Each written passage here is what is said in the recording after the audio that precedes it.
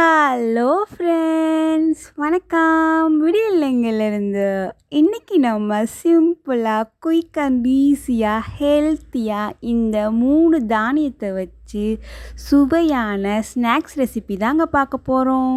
அதுவும் எப்படி குயிக்காக, ஈஸியாக, டேஸ்டியாக செய்கிறது தாங்க பார்க்க போகிறோம்.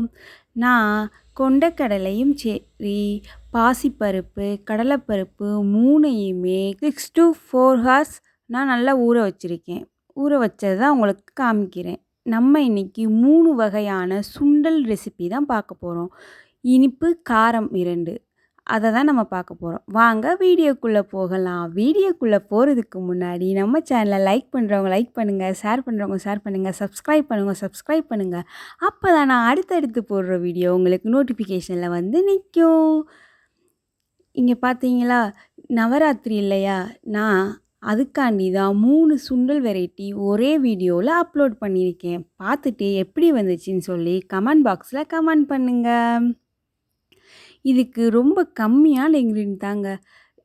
இந்த மாதிரி சுண்டல் வகை தான் அடிக்கடி நம்ம வீட்டில் செஞ்சு குழந்தைங்களுக்கு கண்டிப்பாக கொடுக்கணுங்க. புரோட்டீன், அது மாதிரி நிறைய புரத சத்து, அது மாதிரி நிறையா இருக்குங்க. வாங்க வீடியோக்குள்ளே போகலாம். ஒரு பேனை நல்லா சூடு பண்ணிவிட்டு கடலை எண்ணெய் 2 டேபிள் ஸ்பூன் ஊற்றிட்டு எடுத்தோடனே நம்ம சுண்டைக்கடலை தான் வைக்க போகிறோம். இதை வந்து நான் 4 விசில் வச்சு நல்லா வேக விட்டு வச்சுருக்கேன். 4 விசில் விட்டாலே போதும், நல்லா வெந்துடும். அவங்கவுங்க குக்கரை பொறுத்து நீங்கள் வேக வச்சுக்கோங்க. நான் உப்பு போடாமல் தான் வேக வச்சுருக்கேன். நல்லா எண்ணெய் சுட்டு வந்த உடனே கடுகு, உளுந்து 1 டேபிள் ஸ்பூன்லேருந்து 1 டேபிள் ஸ்பூன் போட்டுக்கோங்க. தேவையான அளவு கருவேப்பிலை போட்டுக்கோங்க. கருவேப்பிலை போட்டுட்டு 2 காஞ்ச மிளகாயை கிள்ளி வச்சுருக்கேன், அதையும் போட்டு நல்லா வறுத்துக்கோங்க. அடுத்து நல்லா வறுபட்டு வந்த உடனே பெருங்காயத்தூள் போட்டு வேக வச்சுருக்கோம் இல்லையா கொண்டக்கடலை, அதையும் போட்டு நல்லா ஒரு 2 நிமிஷம் நல்லா வதக்கி விடுங்க. நல்லா வதங்கி வந்த உடனே தேவையான அளவு உப்பு தூவி விட்டுக்கோங்க. இந்த பெரிய சுண்டல்னால் உப்பு குயிக்காக இறங்காது சுண்டலுக்குள்ளே, அதனால இதை நல்லா வதக்கி விட்டுட்டு ஒரு 3 டேபிள் ஸ்பூன்லேருந்து 4 டேபிள் ஸ்பூன் தண்ணி ஊற்றிக்கோங்க. நான் வந்து இன்றைக்கி 100 கிராம்ஸ் மெஷர்மெண்ட்டில் தான் அந்த 3யுமே ஊற வச்சுருக்கேன். நல்லா அதுவும் வதங்கி வந்தோடனே 2 டேபிள் ஸ்பூன் தேங்காய் துருவலை போட்டு இறக்குனீங்கன்னா நம்மளோட வெள்ளை கொண்டக்கடலை சுண்டல் தயார். உங்களுக்கு ஆனியன் சேர்க்கணுனாலும் ஆனியன் சேர்த்துக்கலாம். இப்போ வாங்க பச்சை பயிறு போவோம். பச்சை பயிரும் நான் 2 விசில் விட்டு வேக வச்சுருக்கேன். இது 100 கிராம் தான். பச்சை பயிறு எப்பயுமே டபுள் மடங்கு ஆகும், அதனால இதுக்கு உப்பு கொஞ்சம் எக்ஸ்ட்ரா ஆகும். நான் 2 டேபிள் ஸ்பூன் நல்லெண்ணெய் ஊற்றிட்டு கொஞ்சோண்டு கடுகு போட்டு அது நல்லா பொரிஞ்சு வந்த உடனே 1 டேபிள் ஸ்பூன் முழு உளுந்து போட்டிருக்கேன். அது நல்லா மீடியம் ஃப்ளேம்லேயே வச்சு நல்லா பொரிஞ்சு வந்த உடனே கருவேப்பிலை போட்டுட்டு நான் இன்றைக்கி பச்சை மிளகாவும் சேர்த்துருக்கேன், காஞ்ச மிளகாவும் சேர்த்துருக்கேன்.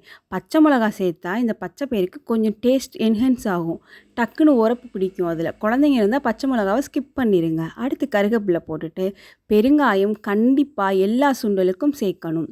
இந்த கார சுண்டல் செய்கிறோம் இல்லையா, அதுக்கெல்லாம் சேர்க்கணும். அடுத்து பச்சை பயிரை போட்ட உடனே உப்பு போட்டுருங்க. அப்போ தான் அதில் கரெக்டாக எவ்வளோ அளவுன்னு பார்த்து கரெக்டாக இருக்கும். நமக்கு எல்லாமே கைப்பக்குவ உப்பு தாங்க. நான் வந்து இப்போ வந்து 2 டீஸ்பூன் சேர்த்துருப்பேன் மெஷர்மெண்ட்டில் சொல்லணும்னா.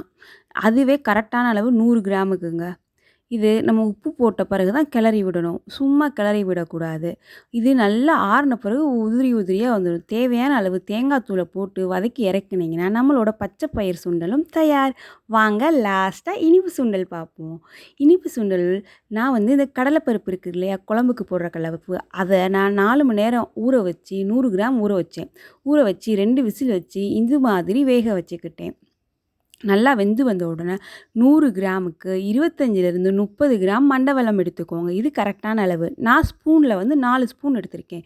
2 ஸ்பூன் தண்ணி ஊற்றி நல்லா பாகு கன்சிஸ்டன்சிக்கு நல்லா கிளறி விட்டுக்கோங்க. ரொம்ப தண்ணி ஊற்றணும்னு அவசியமே இல்லை. நல்லா இது மாதிரி கட்டியாக வந்த உடனே நான் ஏலக்காய் தூளை போட்டு நல்லா கிளறி விட்டுக்கிறேன். கிளறி விட்டுட்டு நம்ம வேக வச்சுருக்கோம் இல்லையா அந்த கடலைப்பருப்பு, அதையும் போட்டு நல்லா கிளறி விட்டு லைட்டாக மசிச்சு விடுங்க. அந்த இனிப்பெல்லாம் உள்ளே போகிற மாதிரி லைட்டாக மசிச்சு விட்டாலே போடும். அடுத்து இறக்கும்போது தேங்காய் துருவலை போட்டு இறக்குனீங்கன்னா நம்மளோட இனிப்பு சுண்டலும் தயார். நம்ம குயிக்காக ஈஸியாக செஞ்சுருக்கோம் இல்லையா? கண்டிப்பாக நவராத்திரிக்கு செய்ய முடியாட்டினாலும் சரஸ்வதி பூஜைக்கு செஞ்சு இது எப்படி வந்துச்சுன்னு கமெண்ட் பாக்ஸில் கமெண்ட் பண்ணுங்கள். நன்றி.